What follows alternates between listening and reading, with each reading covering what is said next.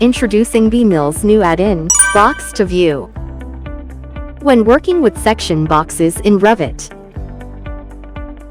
you'll often want to create section views from specific faces.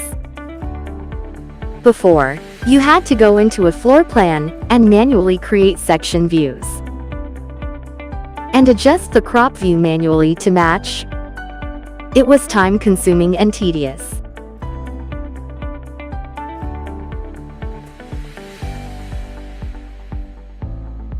Now, let's use Box to View. It's completely different. Click the Box to View button and select the section box. The main window opens to choose your settings.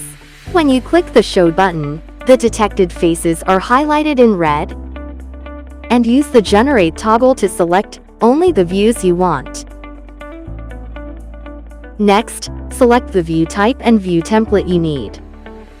Finally, you can set a prefix for the view names.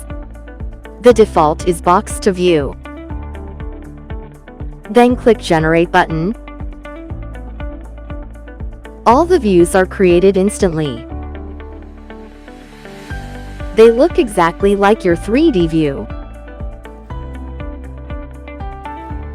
Now, you can drag the views onto sheets and start working right away.